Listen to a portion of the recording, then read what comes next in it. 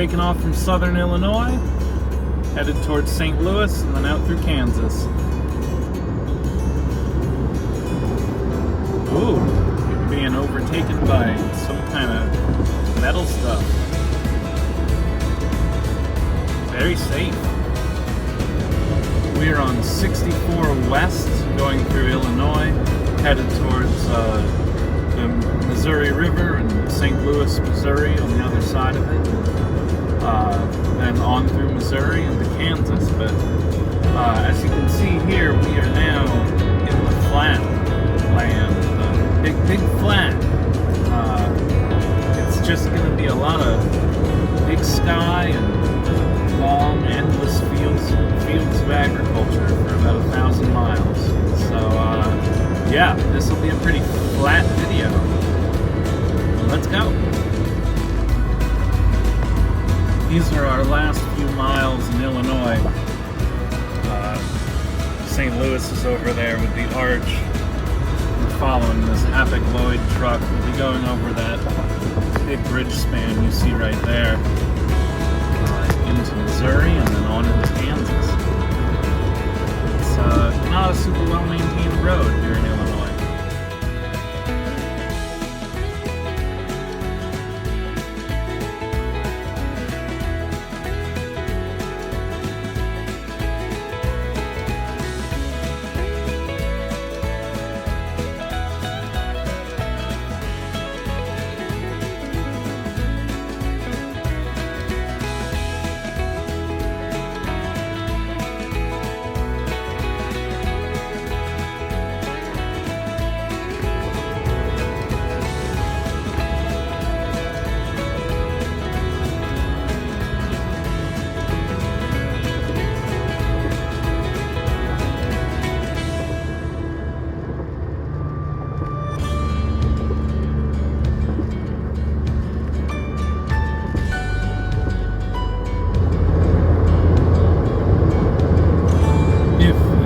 Soil problems, then this land squisher will fix them, I imagine.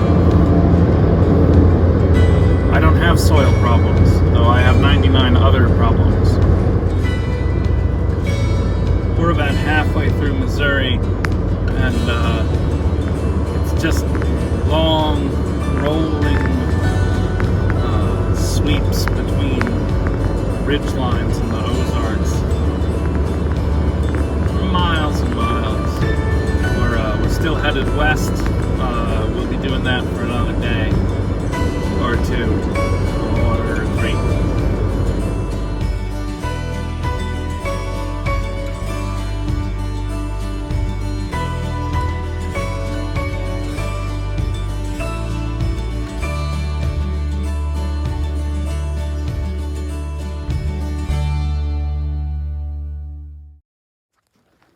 We're taking a little lunch here on the grounds of Arrow Rock, which is a historic village.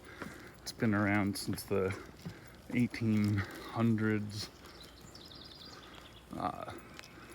This is a place in Missouri, right along the Missouri River, where the Lewis and Clark expedition came through, and it stood as a town for a long and continuous time. And a lot of the old buildings are still standing.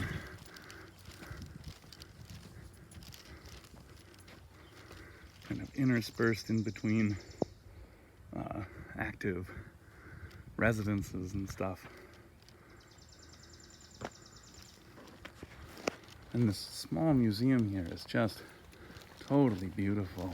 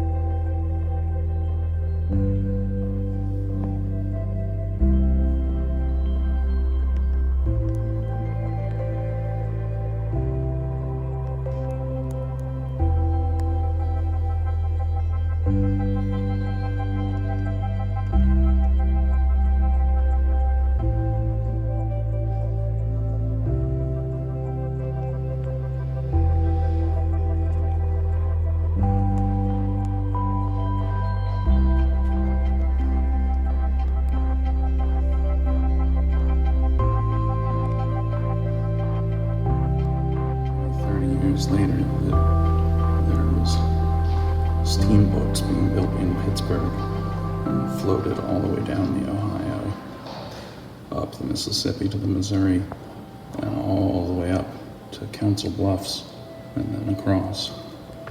That was called the Western Experiment, was the name of that riverboat.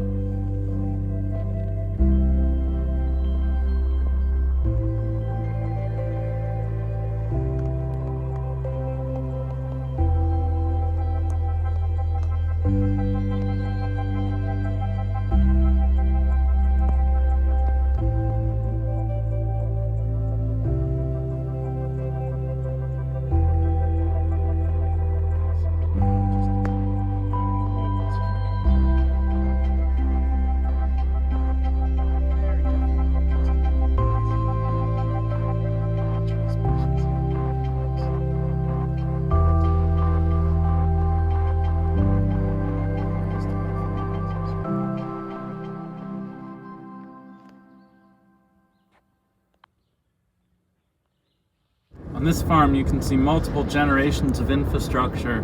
You can see these modern grain silos and also those ivy-colored ones that were hanging out next to them.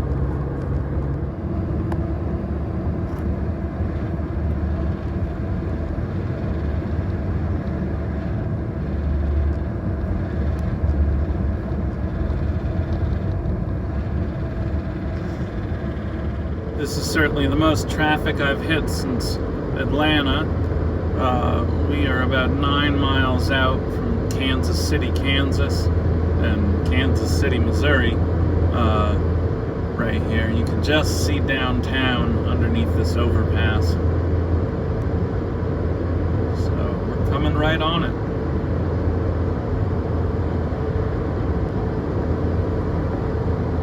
Keep on heading west on 70. Oh, nice car. Old Kansas car. Full of junk. Very weird.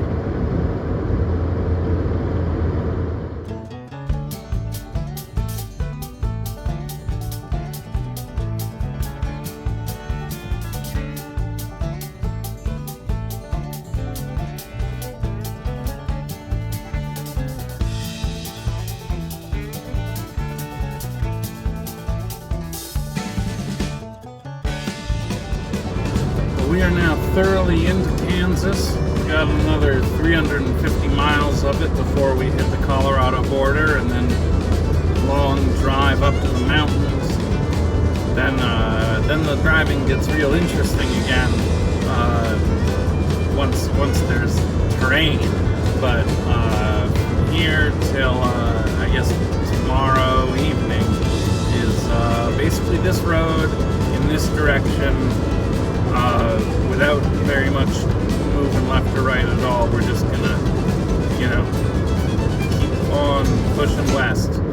Up over one rise, and down the next, up over the next rise, and down the next.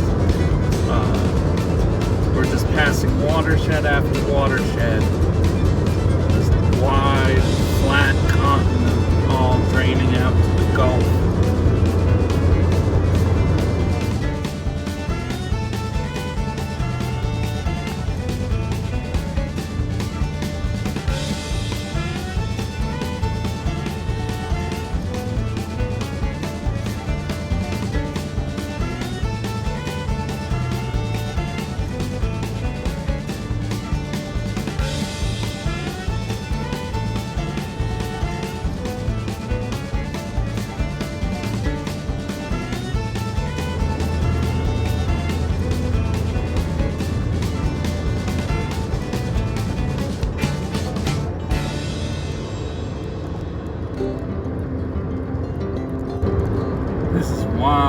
open country. Oh, wow.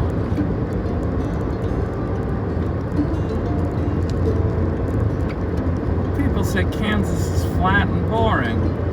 Not at all. This is totally beautiful.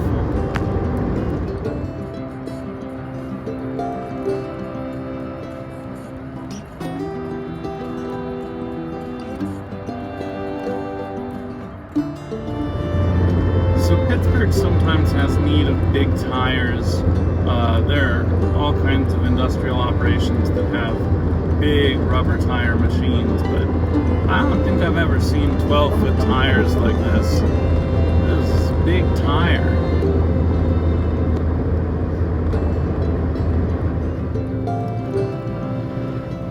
Well, it's getting towards sunset, late evening, and we're here in beautiful Junction City, Kansas, which has so many more trees than I imagined it would. These street trees are really cared for, and it seems like every property owner is hell-bent on getting some coverage over their roofs. We are in the Sun Belt, and there is nothing but sky above us and nothing but horizon around. So getting big, beautiful phenotypical specimens to grow of oaks, chestnuts, ashes, all kinds of different trees. It seems like a real town priority. It's wonderful.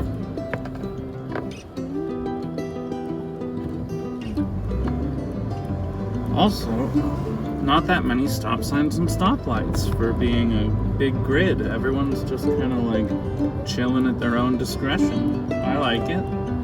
I'll rep for that.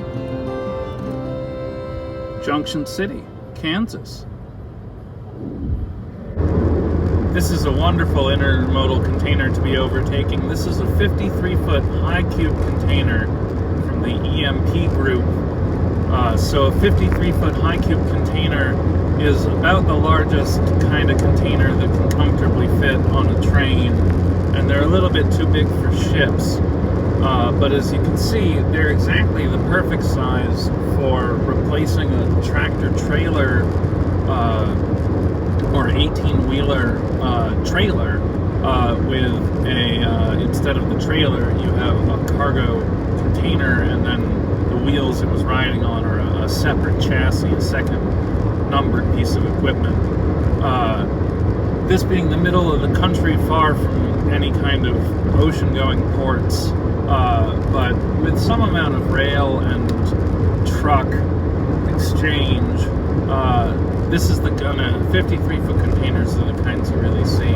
And as we head into Colorado, we might actually end up seeing a Colorado Mountain Double, which is two 53-foot containers being pulled by one tractor trailer. It's only legal in a couple states. It's only really because the West is vast, and we might see one, and that'll be pretty cool because I never have. But we still have about 270 miles of Kansas to get through before we hit Colorado. Passing through Salina, Kansas, has some absolutely massive grain towers.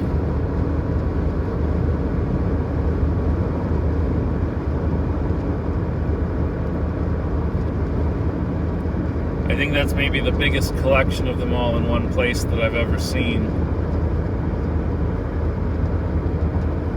I bet there must be train tracks around for moving all that stuff out to market.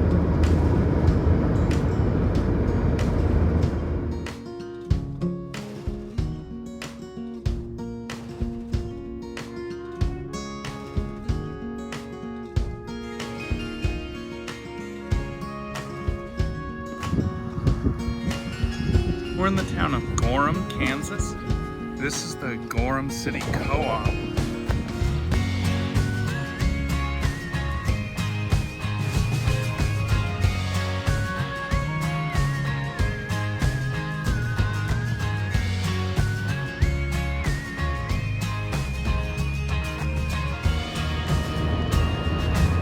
almost all the buildings are sheet metal for kind of the industrial buildings, and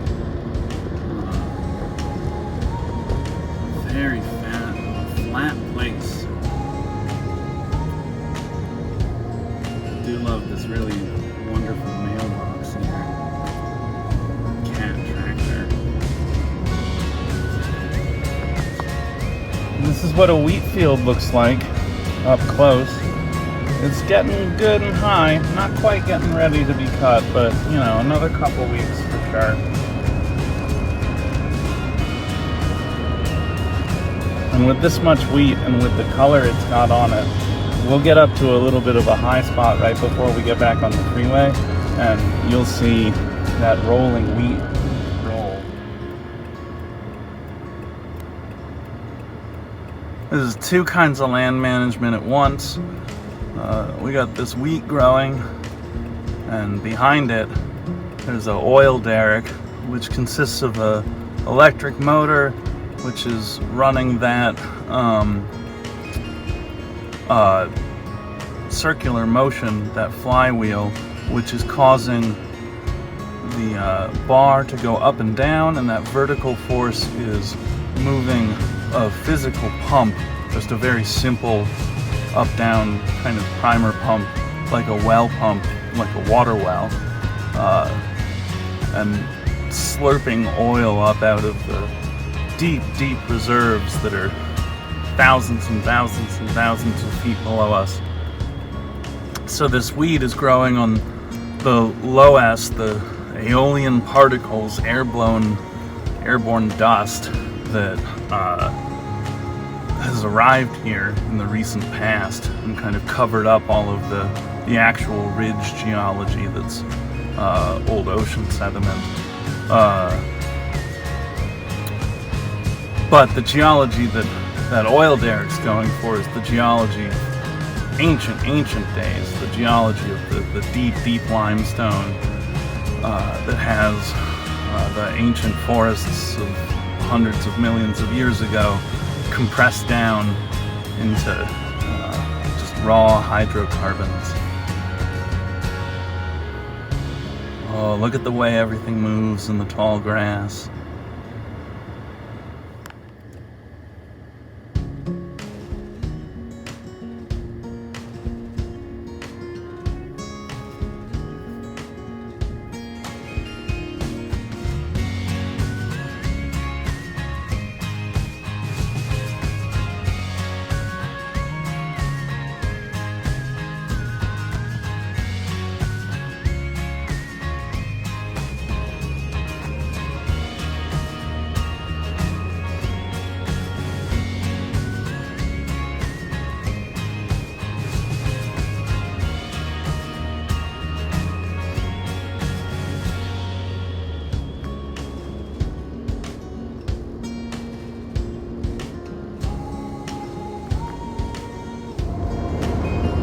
We're in the town of Quinter, Kansas, the gateway to Castle Rock, and passing this really huge arch structure over here. I don't really know what it is, but I saw it from about 5 miles back. Looks like it's about 7 or 8 stories tall.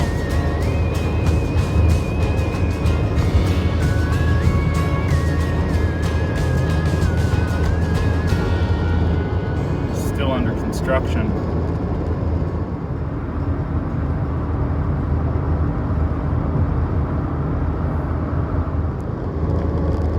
Oh, we're here on the high and lonesome plains of Kansas. We're about 50 or 60 miles from the Colorado border. We're still on vast swaths of loess, the airborne kind of dust soil that settles here. Composed a lot of, chiefly of calcium carbonate, which is what we make mortar out of. It decomposes into carbon dioxide and lime, and then, like, when you add rain, it all mixes back in. Yeah, so this entire area just has huge wind-blown, basically a desert of this stuff. Not sand, right? It's Loess, but is put over here. And if it were not for the species that were growing, the grasses that you see,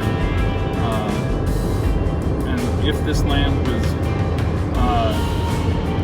left to an ecology that didn't support itself, it would turn into wasteland. It would turn into land that could no longer support life. Yeah, and a lot of this land we took it from being kind of land that was supporting itself into land that we supported.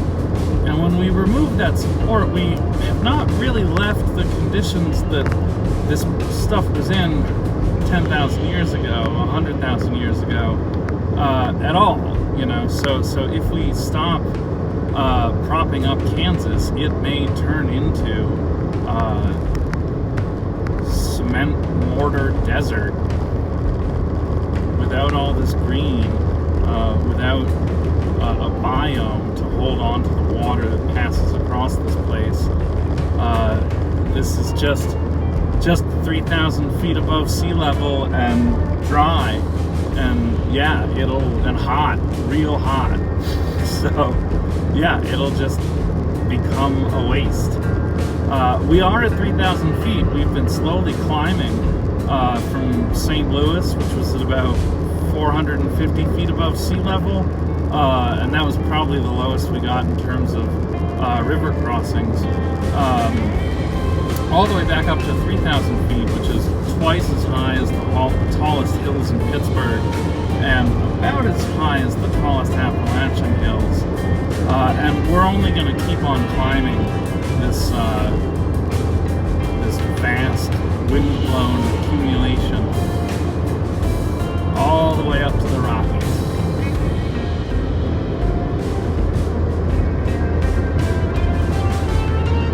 Goodbye, Kansas. Hello, Colorado.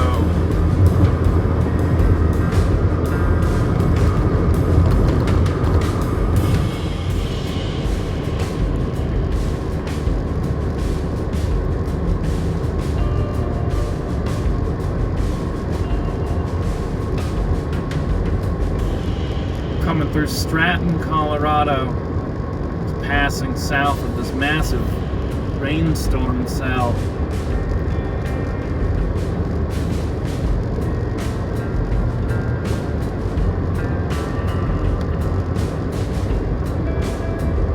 Oh, and the big weather for sure.